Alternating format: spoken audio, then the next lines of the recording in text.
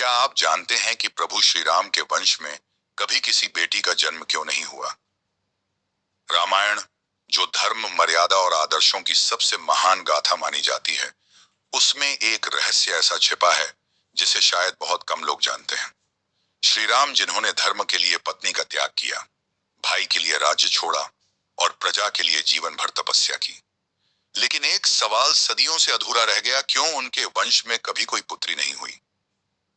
क्या यह मात्र एक संयोग था, या फिर इसके पीछे कोई प्राचीन श्राप, रहस्य या ईश्वरीय योजना छिपी है? आज हम इस वीडियो में आपको रामायण का वो छुपा हुआ अध्याय बताएंगे जिसे जानकर आप चौंक जाएंगे। कहानी सिर्फ इतिहास नहीं है, ये एक चेतावनी भी है, एक दर्शन भी है और एक भविष्य की झलक भी। हर दृश्य, हर प्रसंग में छुपा है एक ऐसा संदेश जो आज भी हमारे समाज और परिवारों से जुड़ा हुआ है। तो अंत तक जरूर देखिए, क्योंकि इस वीडियो के आखिरी में हम बताएंगे वो असली सच, जिसे जानने के बाद आप श्री राम के वंश की इस चुप्पी को एक नए दृष्टिकोण से देखेंगे। पहला अध्याय, राजा दशरथ की चिंता। अयोध्या नगरी स्वर्ण से भी अधिक चमकती, वेदों के उच्चारण से गूंजती, धर्म और न्याय का मंदिर। यहाँ शासन करते थे महाराज दशरथ, चार पुत्रों के पिता राम, लक्ष्मण, भरत और शत्रुघ्न। लेकिन क्या आप जानते हैं कि दशरथ के जीवन में एक अधूरी इच्छा थी? दशरथ चाहते थे कि उनके वंश में एक कन्या भी हो, एक ऐसी बेटी जो रघुवंश की लक्ष्मी बनकर जन्म ले। उन्होंने कई बार गुरुवर वशिष्ठ से प्रार्थना की, गुरुदेव, मेरे हृदय में एक अभिलाषा है कि मेरे कुल में एक पुत्री जन्म ले।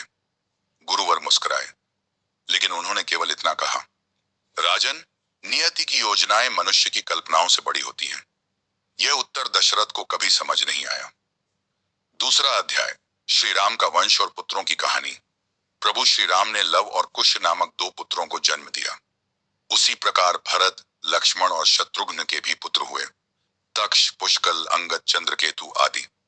रघुकुल वंश की यह शाखाएं दूर दूर तक फैली, उत्तर भारत, गांधार, सिंधु और अवध तक।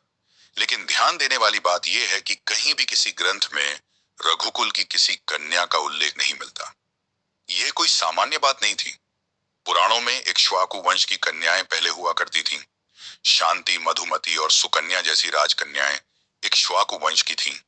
लेकिन श्रीराम के समय के बाद से ऐसा लगता है जैसे कन्याओं का जन्म रुक गया हो।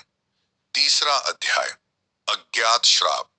एक कथा आती है ब्रह्मांड पुराण से, जिसमें उल्लेख है एक श्राप का जो श्रीराम के वंश पर लगा था। जब श्रीराम ने शंबूक वध किया था, एक शूद्र तपस्वी जो धर्म का पालन कर रहा था लेकिन वर्ण व्यवस्था के नियमों को तोड़ रहा था, तब श्रीराम ने राजधर्म के पालन के लिए उसका वध किया। विवादित निर्णय था वह, और कहते हैं कि उसी समय शंबूक की पत्नी एक तपस्विनी ने श्रीराम के वंश को श्राप दिया। जिस वंश ने नारी के आधे हिस्से प्रेम, क्षमा और संवेदना को अनदेखा कर केवल मर्यादा और नियम की पूजा की, उस वंश में अब नारी का जन्म नहीं होगा। यह श्राप केवल एक आक्रोश नहीं था, यह उस संतुलन की प्रतिक्रिया थी। चौथा अध्याय, स्वयं श्री राम का मौन स्वीकृति। जब श्री राम को यह श्राप ज्ञात हुआ तो उन्होंने न तो इसका प्रतिकार किया, न क्रोध किया, बल्कि उन्होंने मौन होकर उसे स्वीकार कर लिया। उन्होंने कहा, यदि मेरी नारी निष्ठा में कोई त्रुटि है तो यह श्राप मेरे लिए न्याय है। मैंने सीता को अग्नि परीक्षा दी, वनवास दिया, यदि वह अधर्म था तो मुझे इसका फल स्वीकार है। नारी रूप में मेरी वंशज को जन्म न लेना मेरे कर्मों का परिणाम होगा।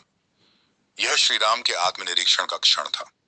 वह ईश्वर थे, परंतु एक पति, एक राजा, एक पुरुष के रूप में उनके निर्णयों की समीक्षा हो रही थी।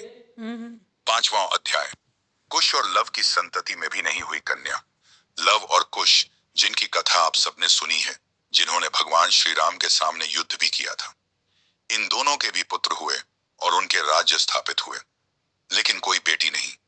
लव ने लवपुर, कुश ने कुशावती, लेकिन वंशजों की कथाओं में कहीं कोई रघुकुल कन्या का नाम नहीं मिलता। ऐसा प्रतीत होता है जैसे स्वयं प्रकृति ने उस वंश में नारी जन्म को रोका हो। छठा अध्याय, देवी सीता की आंतरिक पीड़ा। वाल्मीकि रामायण में जब सीता माता पृथ्वी में समा जाती हैं, वो अंतिम संवाद कहती हैं, हे धरती मां, मुझे अपनी गोद में ले लो, क्योंकि इस पृथ्वी पर मेरे लिए अब कोई स्थान नहीं बचा। मैंने एक पत्नी, एक रानी और एक नारी के रूप में सब सहा, लेकिन अब मैं एक मां बनकर भी सम्मानित नहीं हूं। कुछ विद्वान मानते हैं कि यही पीड़ा एक दिव्य चेतना बनकर श्री राम के वंश में कन्या जन्म को रोकती रही। सीता, जो स्वयं धरती स्वरूपा थीं, उन्होंने शायद यह तय किया कि जब तक स्त्री को पूर्ण मर्यादा और सम्मान न मिले, तब तक रघुकुल में कोई कन्या जन्म न ले। 7वां अध्याय, ऋषियों की भविष्यवाणी। एक और कथा आती है बृहदारण्यक उपनिषद से, जहां कहा गया है कि यदा राम कुल कन्यायाः आगमनं न स्यात् तदा धर्म निर्णयम पश्येत। अर्थात जब तक श्री राम के वंश में कोई कन्या नहीं जन्म लेगी, समाज को अपनी नारी दृष्टि पर बार बार विचार करना होगा। यह भविष्यवाणी इस बात को दर्शाती है कि रघुकुल की नारी अनुपस्थिति समाज के लिए एक आईना है। 8वां अध्याय, वर्तमान समय और प्रतीकात्मक अर्थ। आज के युग में इस रहस्य को देखने की दृष्टि बदलती जा रही है। कुछ लोग कहते हैं श्री राम के वंश में बेटी न होना उस युग की नारी वेदना का प्रतीक है। यह दर्शाता है कि जब नारी को केवल त्याग, पक्ष और मर्यादा के नाम पर आहत किया जाएगा, तो प्रकृति स्वयं संतुलन साधेगी। 9वां अध्याय, भविष्य की आशा। लेकिन क्या यह श्राप सदा के लिए है? कुछ पौराणिक आख्यानों में संकेत मिलता है कि जब धरती पर नारी के प्रति सोच बदल जाएगी, जब बेटी को देवी समझकर पूजा जाएगा, तब रघुकुल में भी कन्या जन्म लेगी। वह कन्या होगी शक्ति, करुणा और न्याय की प्रतीक।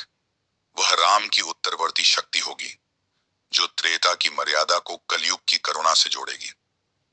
अंतिम अध्याय, निष्कर्ष।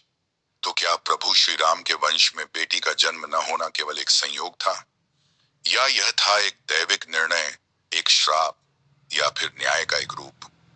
शायद यह प्रश्न हमारे समाज के लिए है कि जब तक हम बेटियों को केवल उत्तरदायित्व और विवाह की वस्तु समझते रहेंगे, तब तक रघुकुल में नहीं, हमारे खुद के घरों में भी बेटियों के जन्म का भाग्य अधूरा रहेगा। श्री राम का वंश प्रतीक है मर्यादा का, परंतु सीता की पीड़ा प्रतीक है नारी आत्मा की। तभी वह युग आएगा जब रघुकुल की कोई कन्या सीता का उत्तर लेकर जन्म लेगी। वीडियो का समापन। यदि आपको यह कथा कुछ सोचने पर मजबूर करती है, तो इसे केवल एक कहानी समझकर मत छोड़िए। यह एक दर्पण है जो हर युग के पुरुषों, चाओं और आमजनों को दिखाता है कि नारी का सम्मान केवल पूजा से नहीं, बल्कि समता से होता है। और जब समता होगी, तभी रघुकुल में भी बेटी जन्म लेगी, और वह बेटी होगी स्वयं श्री राम के आदर्शों का पुनर्जन्म।